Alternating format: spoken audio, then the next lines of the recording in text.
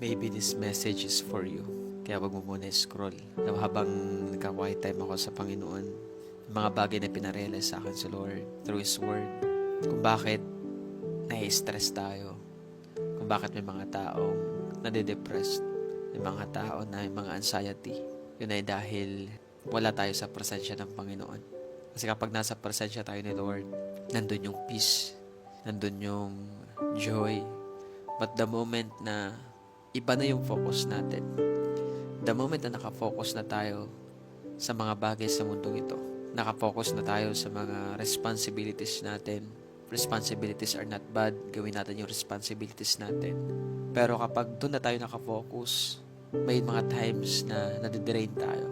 Ikaw, nadidrain ka kapag nakafocus ka na sa mga dapat mong gawin sa buhay. Di natin namamalayan na nafe-feel na tayo ng mga alalahanin sa buhay sa mundong ito kapag doon na tayo nakatingin. But the Lord reminded me right now na lumapit ka sa presensya ng Panginoon. Lumapit tayo sa presensya ng Panginoon. Kung bakit maraming napapagod, bakit may mga tao na nade-depressed, ay dahil sa lack of connection to God. Nawawalan tayo, nagkukulang tayo sa connection sa Panginoon. Bakit? Kasi inaagaw ng mundo yung attention natin. Na dapat tayo ay nag-spend ng oras sa Panginoon. Na dapat tayo ay nagbababad sa presensya ng Panginoon.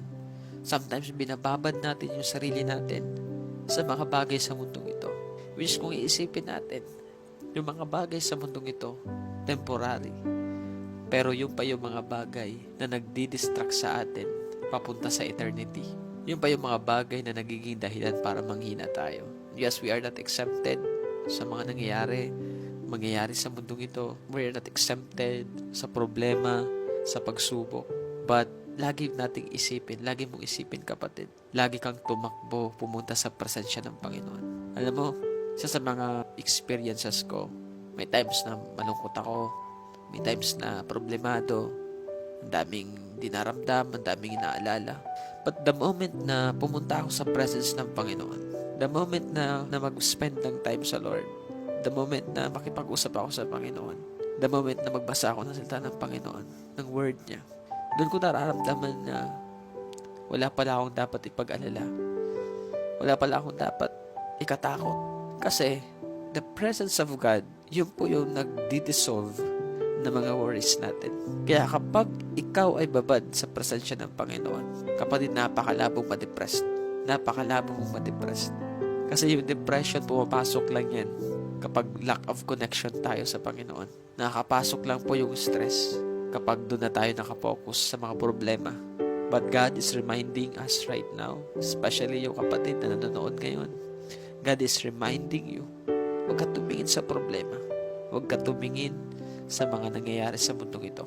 Magtiwala ka sa Panginoon. Sabi ni David to sa Psalms 42 verse 5, sinabihan niya yung sarili niya. So then, my soul, why would you be depressed? Why would you sink into despair? Just keep hoping and waiting on God, your Savior. For no matter what, I will still sing with praise, for you are my saving grace. Wow! Grabe yung heart ni David. Sinabihan niya yung sarili niya. Why you would be depressed? Bakit ka ba depressed? Bakit ka ba maging desperado sa buhay?